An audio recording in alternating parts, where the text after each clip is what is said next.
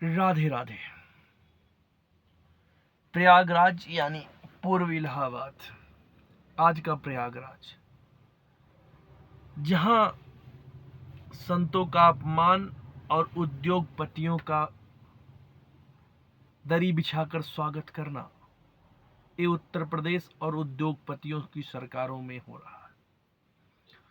समाज की व्यवस्थाएं तो दूर, अगर आज जातियां तो ऐसे हिंदुस्तान में हजारों हैं, लेकिन सही बात तो यह है कि हिंदुस्तान में सिर्फ अब दो जातें हैं।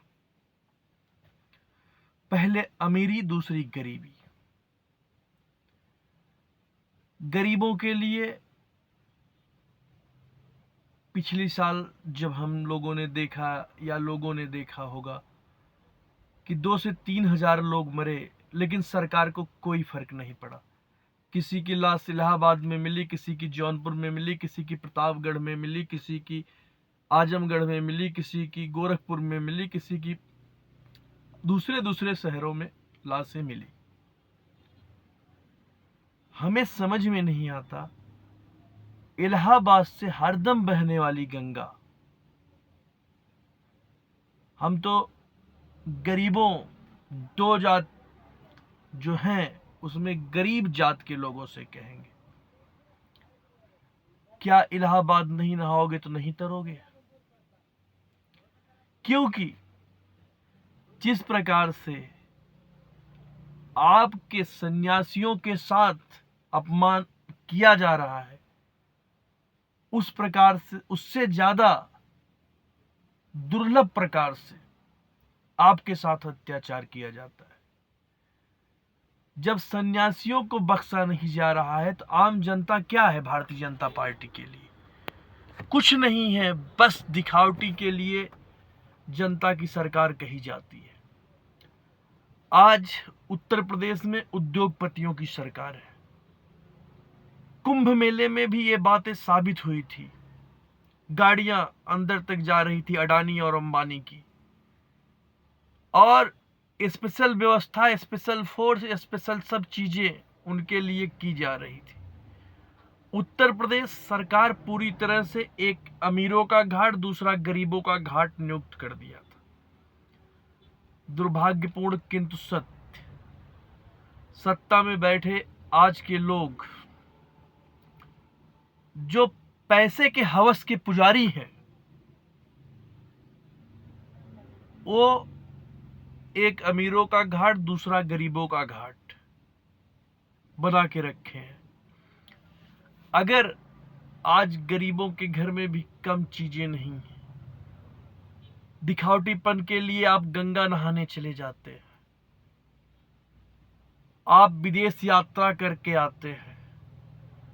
जब तक माँ बाप जिंदा हैं, तब तक उन्हें खाना नहीं खिला सकते, उनकी सेवा नहीं कर सकते, उनके साथ रह नहीं सकते। और उदाहरण के तौर पर हम एक घटना आपको बता सकते हैं, जो अभी 71 वर्ष के बुजुर्ग ने, जौनपुर की घटना है, हमारे जिले की ही। 71 साल के बुजुर्ग ने 36 साल की 4 बच्चों की मां से शादी कर लिया। 4 बच्चों की मां से शादी करने के बाद दूसरे दिन सुबह उसकी मौत हो गई। ये घटना लगभग देश के सभी लोग जानते होंगे। उसके बाद लौटे भाई भतीजावाद की कहानियों ने, जब सेवा करना था तब आप लोग गायब थे। उदाहरण के तौर पर अपने माँ बाप की सेवा करें, क्योंकि इसी प्रकार से आज प्रयागराज में अमीरों का घाट और गरीबों का घाट है। गरीबों को पैदल चलवाया जाता है, अमीरों के लिए फूल की मालाएं रोडों पर बिछाई जाती हैं, और उनके 4 व्हीलर कार घाटों तक जाती है। दो समाज नहीं हो सकता। सामाजिक न्याय और व्यवस्थाओं में अगर इतना दूरी आ गई है, तो सबसे स्नान करने से ज्यादा अच्छा है कि अपने माँ बाप की सेवा करें, लेकिन वो कोई करने के लिए तैयार नहीं है। बहुत से लोगों को हमारी बातें बहुत बुरी लगेंगी। आज सेवा के नाम पर अदर सिटियों में लोग जा रहे हैं और रह रहे हैं। माँ बाप अकेले घर रहते हैं, लेकिन उनके लिए उनके पास टाइम नहीं होता बेटों के लिए। और मरने के बाद अंतिम संस्कार वाराणसी मणिकर्णिका जो तोड़ दिया गया, उस घाट पर होना चाहिए या इलाहाबाद घाट पर होना चाहिए।